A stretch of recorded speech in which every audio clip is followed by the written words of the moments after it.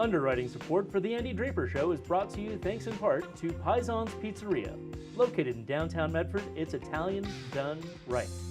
Give them a call at 541-772-3668.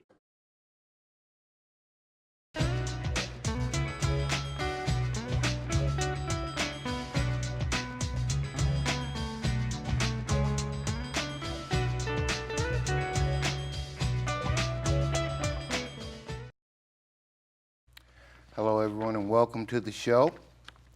My guest today is Jessica Majano, Voluntary Services Specialist at VA Southern Oregon Rehabilitation Center and Clinics. Welcome to the show, Jessica.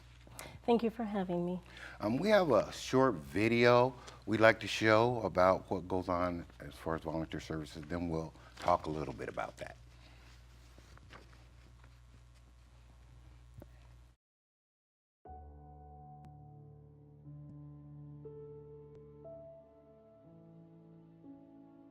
There's good people in this world. We see a lot of negativity through news and social media, but there are good people out there doing good things, and I'm a witness to that every single day.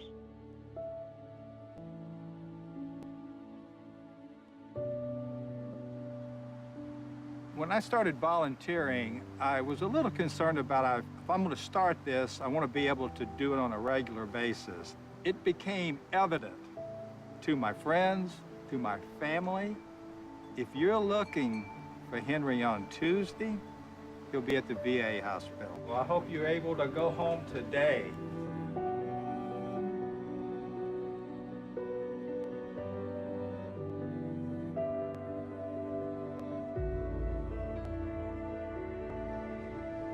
I volunteer a lot, and I greet a lot of veterans when they come in. The veterans that I volunteer with are in the hospice, so they're going through the final stages of life. And it means a lot to me to be able to give back to them at this time. Sometimes we have veteran dances, like for Valentine's, Halloween. I never stop volunteering. I've been coming all the time.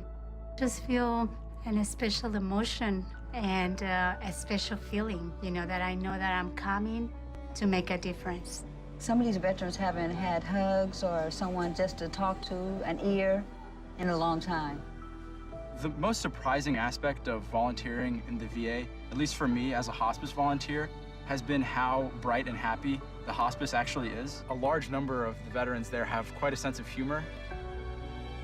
I kept noticing every time when I would leave to come home, I thought, you know, I feel better than I did when I got there. They give it back to me.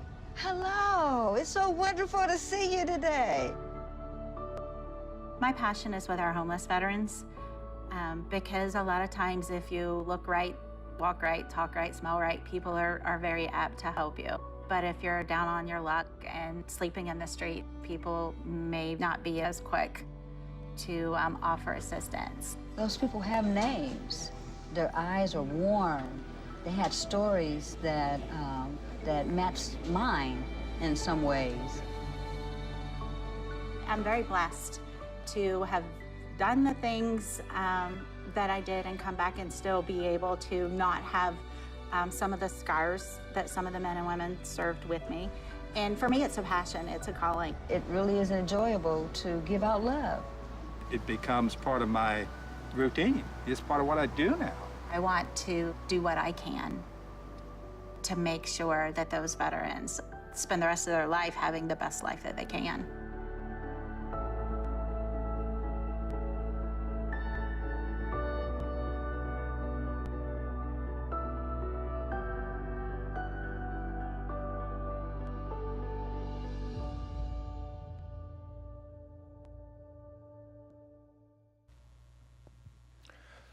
Thank you for bringing that video. That was a great video, some amazing people on there.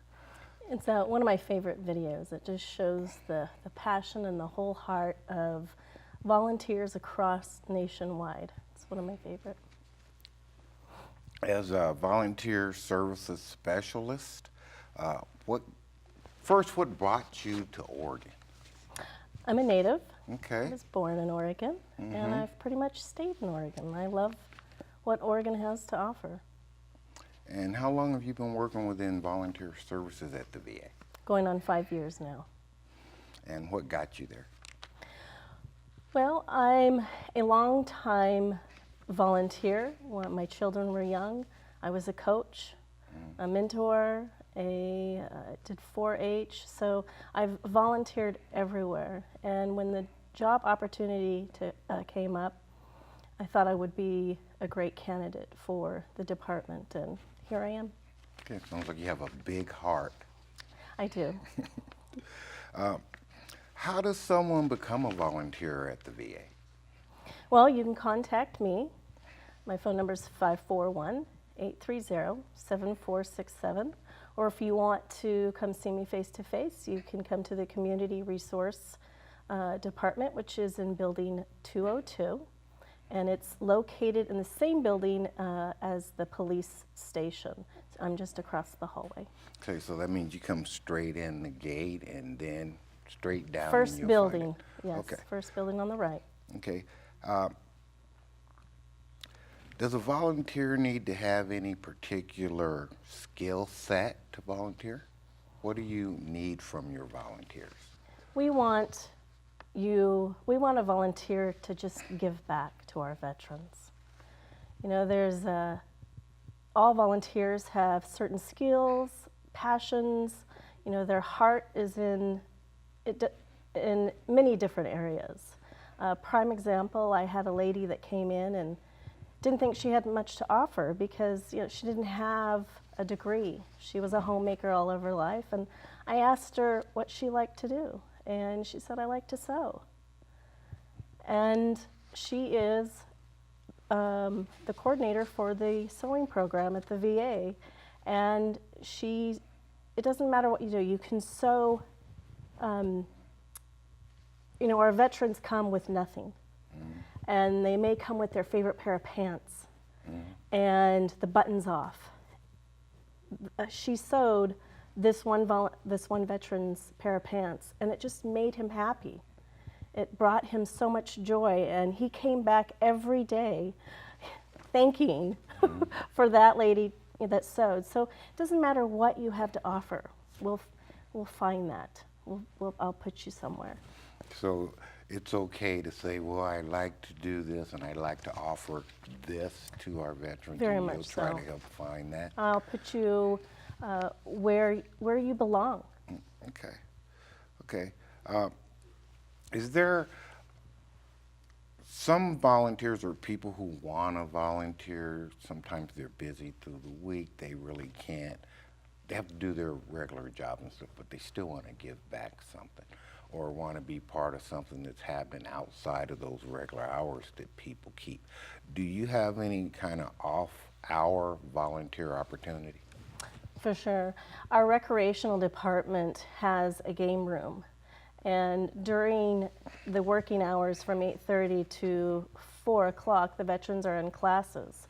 So after they get done with their classes, they like to unwind, and Recreational Services has a game room. And volunteers come in and help with pool tournaments, just all kinds of games, puzzle games, and just organize the evening events, and also help to keep the game room clean. I know a lot of events happen out there for the veterans that are there throughout the year. Can you tell us some of those? Yes. These events begin October 31st, and they go through all the way through December 31st. And our first event is the Halloween residence program. And we just provide games, and we just do a huge Halloween party for the veterans out there. Also, we do the residence gift shop. That is our very first holiday event that starts out with the big bang, and then we do our residence gift distribution. The residents come out, and this is their time for their Christmas. It's like their Christmas party. And then we have the New Year's party, which is a great party. Recreational Services organizes that program. I just provide the volunteers. Okay, so The Christmas part is really interesting, and you're providing gifts and stuff to the veterans who are trying to reach out to their families or maybe reconnect. Definitely. This program, this event actually is a 6 months to coordinate. It is about a $6,000 fund, and my volunteers go out into the community and help get donations. With those donations, we purchase about $4,000 worth of items. Those veterans get a chance to pick out certain items for their immediate family. We wrap those gifts, and then we also pay for the postage. This is a great way for the veterans to connect with their families that have been broken, that bridge that's been broken. It's a chance for them to feel good and be able to reconnect with whoever in their family. Okay, during that Christmas season, say, you know, I'm kind of busy with all the people around me that are close to me, but I still want to give or try to help. How do I do that? You can contact me, and you can come to my office in Building 202. I will definitely help you out, get you where, we'll make that appointment available. And let me know if I just want to give something. Exactly. You can let me know what that might be. Exactly. If you just have a certain item that you have and that's what you want to give, it's fine. Okay. Tell us about December 31st. That's kind of, what happens there? Our New Year's, we call it the Residents Sober New Year's Party. And in the past, we have a band, a local band that comes out for entertainment. We have games that we do, and we also provide refreshments, snacks. The volunteers will bring in homemade pies, cupcakes, you name it, anything sugar, we've got it. So it's just a great big party for the veterans to connect as well for a new beginning. Okay, outside of the holiday season and those big events that you put on, are there other things that volunteer services would need or other ways that we could give to those veterans? Definitely. We have most of our monetary, non-monetary donations are for the residential program. And we provide essential items, you know, as little as hand soap, body soap, shampoo, razor blades, shaving cream, just all those essential items that they don't have coming into the facility. And so we provide those daily, but we also provide bus tokens. You know, there's a lot of veterans, when they're in their program, they need to go into town, but they have no funds for it. We provide that so that they can go in, and maybe they have an off-site appointment that the facility doesn't offer. We can provide that as well.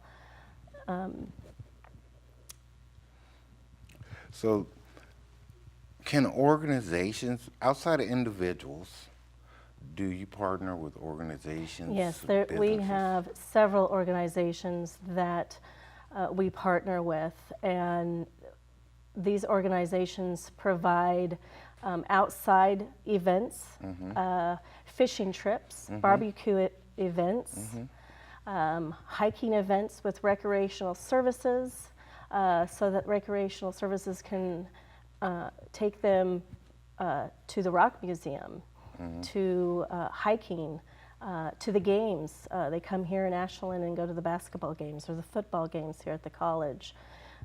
Anything that recreational services can provide, our organizations make sure to provide that monetary for them.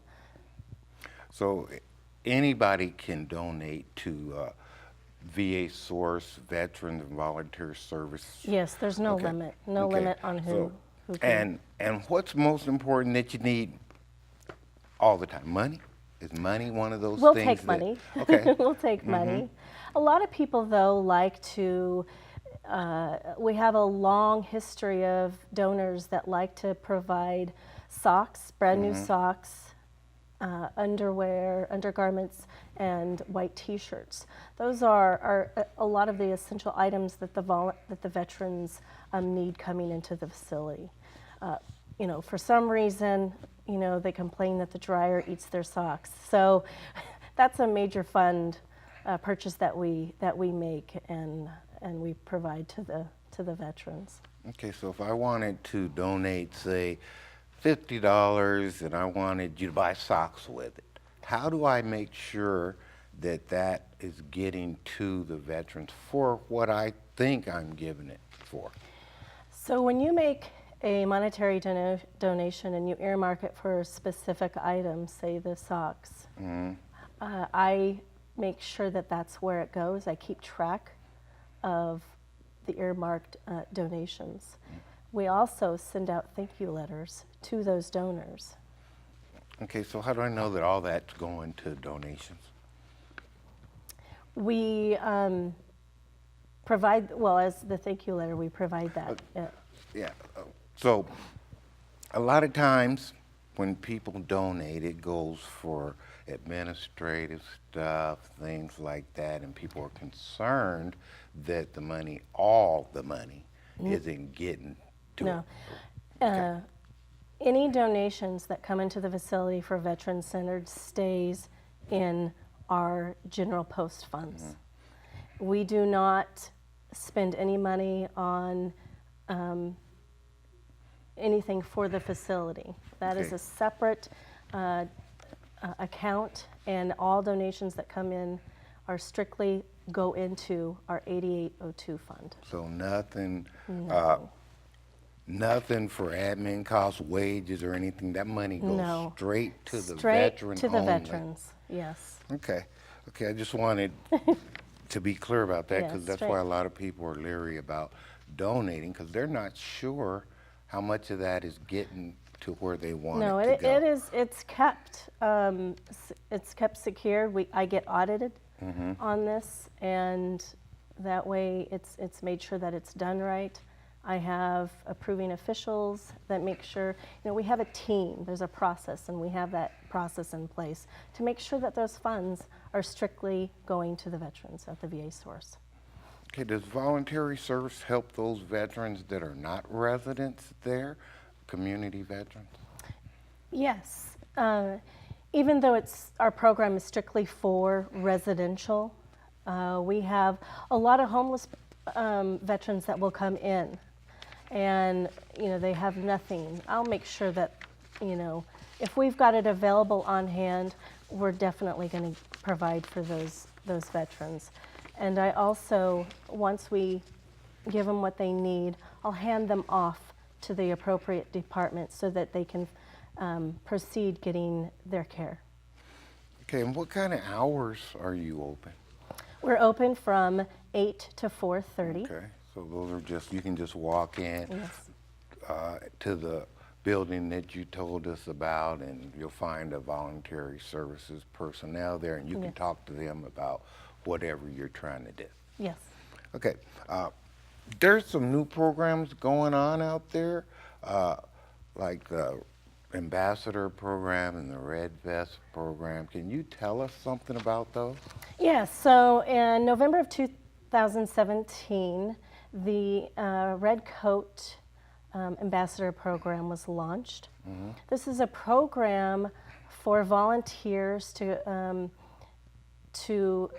greet veterans and their families coming into the main entrances in the facility. It's a better way to serve our veterans, a better way for customer service. And they all are in red vests. So anytime you come and you see someone in a red vest, everybody knows that's where I go for help.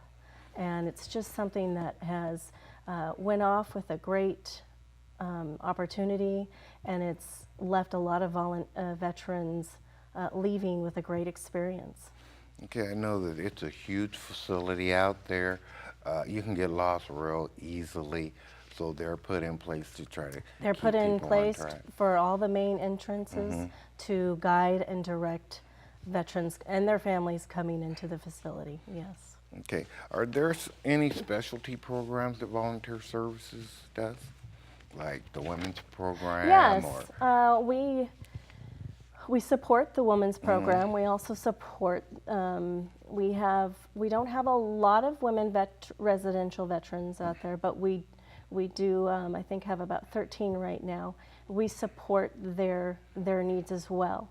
And several of our organizations actually take the ladies on monthly and or also quarterly trips, say to the mall, to get their essential items, their personal items, and it's been a great treat for the lady veterans. We also help with the Veterans Women's Program at the VA SORCC.